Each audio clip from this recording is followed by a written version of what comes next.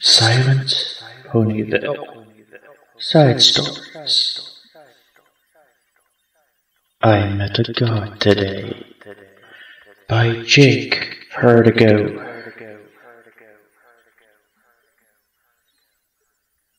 Tick tock, tick tock. The clock beats a rhyme, but it holds no time. The precious beats tell me the time is still flowing though. There's no need to know how much of it has passed. Tick tock, tick tock. The clock is an old friend. Though I don't know he's there, he is always waiting for me. It's comforting to know he has the patience to wait for me to need him. He'll wait for me when I need him again. But I'll be leaving again soon. I'm sure he understands. He can't help but understand. Tick tock, tick tock. I rise. It's time for me to wander. My friend waits once more as I begin my walk. I wander away, not too far, but my desire has me moving. I walk to the forest I've known all my life. The familiar trees welcome me back to their depths. They've always felt like a second home to me. Not that my home ever felt homely. The woods were always my getaway. These woods are empty now. They used to be filled with so many friends. They all left a long time ago, but I still visit in memory of those friends. I reach the old picnic table.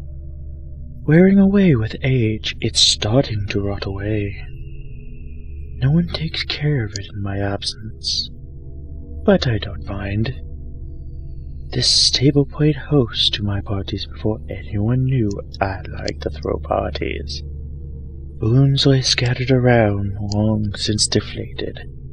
Old streamers line the trees. Confetti scattered among the leaves and grass. So many parties were thrown here. So many of my friends would I invite. They loved my parties, every moment of them. This table would often become covered in the remains of a good partying day. It's been so long since I saw it repainted with that wonderful, glossy, deep red color. All that remains are the old stains of parties long since gone. The memories of our games are strong though. My favorite game was always Surgeon, a game that always required a high level of skill and precision. My friends loved to make it harder on me too, by squirming and trying to escape my hold. But it was all in good fun. I would take them apart and see what makes them tick inside. Then we would have the ingredients to make the most wonderful snacks for all our friends. My mouth still waters at the delicious, salty, though slightly bitter taste. Tick tock, tick tock. Time is slipping by now. I see the clouds starting to form, and they'll be blocking Celestia's sun soon. I can tell from the formation that they're preparing for a rainstorm tonight. I still have business to deal with elsewhere, so I should continue moving before it gets too late. I don't want to be caught in the downpour.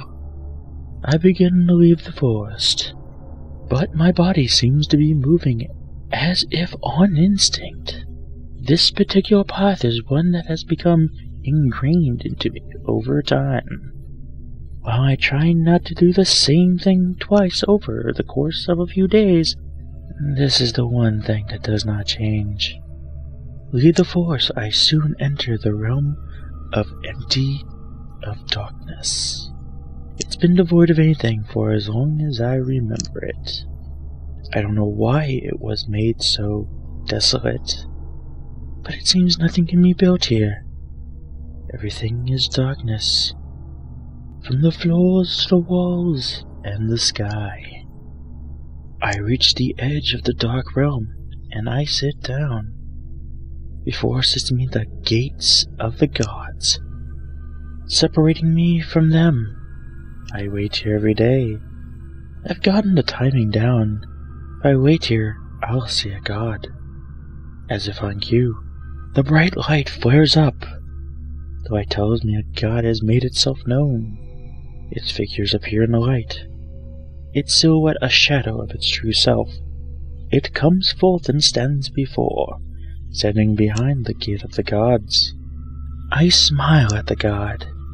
I can't see too well into the bright light, so I squint my eyes just to see what I can. Metal crashes to the ground. I hear the god give an angry humph before I see the figure rise its front leg and kick something, followed by a loud cry of metal scraping along the ground. The god turns and walks away, taking his light with him, as the world returns to the darkness. My vision clears, once more able to see everything that resides in the darkness.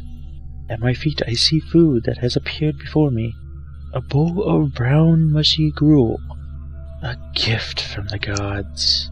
I give my thanks to the god as I then begin to eat the food I have been given. It's not the most delicious food I've ever eaten. No, that particular dish will always have a special place in my heart. But for what it is, it's a good meal. I finish every last speck of what's in the bowl. Once finished, I give my thanks to the god. I always enjoy getting gifts. This one, even as simple it is no exception. Tick, tock, tick, tock. I finally leave the darkness. Another god won't show up for a long time now, so I can go back to finishing what I need to do. The world appears before me from the darkness. As the world returns, the road splits before me, but I know which way I'm going. One takes me to the forest I've already been to, so now I must head for the city. It doesn't take long to reach. The cityscape is always a magnificent sight. The buildings tower over me as I walk its streets. Shops of all types litter every corner and fill the world with bright colors and signs. I walk past the memories of ponies once gone by. Going into a store I remember well. Up and down the aisles, past the memories of items I saw long ago. I know what I'm looking for today. I stop before a little red book, one I know quite well and enjoy very much. I pick it up and walk out of the aisle to the register. I give my memory of the cashier the memory of my money, and they accept it happily. I carry the book out of the store, opening it to read the contents. It's a cookbook, one filled with many types of recipes. My favorite section is the desserts. I've memorized every recipe in the book, and I love just to refresh my memory. Stir the eggs and the flour, add in the sugar, add milk, add flavor, cook in the oven till the center is dry. The book never mentions my favorite extra ingredient, but that must be because it's such a secret for something to taste that good. I found it out myself, but I won't share unless somebody asks. It's my personal favorite recipe. I stop in front of the city's largest building, a tower that rises above the city to view the surrounding. It's a favorite tourist spot, and it's magnificently built. I enter the building and begin to climb to the top. It's a long walk to the top, but the trip is always worth it every time I visit the city. It takes me a time that I don't know before I finally step foot on the observation deck. The entire city can be seen from this view. The forest, the clouds being built up for the storm, even the river just before my house. A gorgeous view of my whole world. The memories of ponies enjoying the view as well, gazing out in awe. It's certainly wonderful just to spend this bit of time seeing everything. Tick, tock, tick, tock. As I leave the tower, the clouds have grown dark and begin to cover the sky.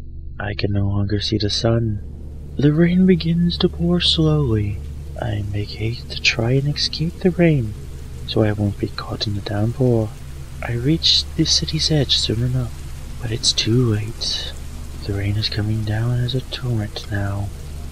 Lightning streaks across the sky, illuminating the world for brief periods of time. Many ponies have gotten lost and gone missing in storms like this. I do my best to head in the direction of home, fighting the wind and the rain with every step. I remember the way home, though. My hooves have walked it so many times before that they don't know any other way. It's a battle to walk, but I'm determined to make it. Home is within reach, and I can overcome the challenge before me. The wind howls in my ear, overpowering almost all other sounds. It's good for the land, but I need to make my way out of the storm. Once I get out of the storm, I'll be in a warm house. There will be a warm fire waiting for me, a shelf filled with all things I've purchased over the days, mementos of days gone by that I remember fondly. This storm is just an obstacle that is wasting my time. I will defeat it, and be with my belongings soon. Tick, tock, tick, tock. I stumble past the river as the storm begins to calm down, slowly passing overhead. The last few trickles hit my nose before it's gone. I'm before my wooden shack that I call home. Alone, by itself in this plain, but it's where I stay. I look up into the now cloudless, clear sky, looking into the night that has fallen. The moon has risen, and it's in full view today. The stars shine so brightly, and the moon looks beautiful. I can see the mare and the moon again tonight. Her beauty resides within me. I remember her tale so well that after 1,000 years she will return to bring nighttime eternal. I would like to live in the world where night lasts forever. The sun is too bright and hot, but the nights are cool and gentle. The night has always given me a sense of comfort. Parties are best at night, especially my kind of parties. Other ponies may like the day, but the night is where I feel the most comfortable. I sit outside a little longer, enjoying the moonlight. Tick, tock, tick, tock. Inside my house, I put the memory of my little red cookbook on the shelf, next to the memories of the other books I've memorized. It brings a smile to my face to see my collection. I turn and greet the friend I left behind that day.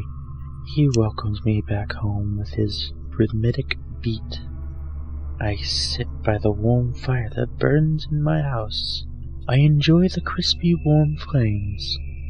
Tomorrow is another day, but I don't feel like sleeping.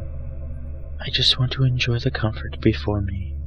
Tick, tock, tick, tock. The clock beats to a rhythm, but it holds no time.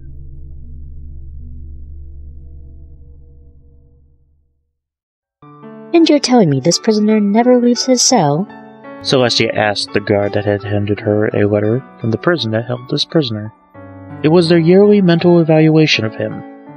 Yes, Your Highness. He's never been given any items or time outside of his cell. The guards believe that everything described in his evaluation from the picture he has painted on the wall with his own blood. The guard explained. I see. Celestia said, not sure what to make of the letter, as she rolled it up. Your Highness, I know how this is going to sound. The prison has asked for special permission to allow them to execute this prisoner. The guard hesitated to explain. What? Celestia said in shock. They know I've strictly forbidden execution of any pony. Why would they ask me to make such an exception? The idea of accepting an execution request made her angry. She hadn't allowed an execution in over 400 years. Seeing any of her subjects killed made her stomach twist. Well, Your Highness, it's not just for his horrendous crimes. He's convicted of kidnapping, imprisonment, cruel and unusual torture, murder, cannibalism. But not only that, he is unknown to anyone. In all his time of being in prison, he's never had a visitor. Not only that, he never revealed his name. He's only known as the Cult among the staff and guards. The guard turned his head as he spoke of the cult, holding back his anger in the very thought of what he's done. He would not be missed if he was executed. Celestia stared in silence at her guard. She gritted her teeth. She knew if there was any pony that deserved death, it was that one. His crimes were the most severe that any pony born in this century had ever seen. She had personally seen worse in her 1,000 years of life, but she would never convey that to her subjects. I am sorry, but I can't accept this request. Celestia turned her head away, closing her eyes to hold back her anger. Even if he's committed murder, even if he's the most deserving of death, to kill him would make some pony else a murderer. Forgive me for allowing him to live, but I can't allow murder of any kind. As you command, Your Highness. The guard bowed to Celestia before walking off to give the prisoner their answer. He left the throne room, closing the door behind him. Leaving Celestia alone for that moment, Celestia let out a long, soft sigh as she looked up at the ceiling. There have been no wars or atrocities for several centuries now. I want to keep this peace for as long as I can, even if that means leaving some alive that would be better dead. Celestia closed her eyes and thought. I only pray the families that have lost their loved ones can forgive me. You were just listening to Silent Ponyville, Side Stories, I've Met a God, by Jake Hertigo, as read by D.Fatman. Hope you enjoyed this story. See you next time.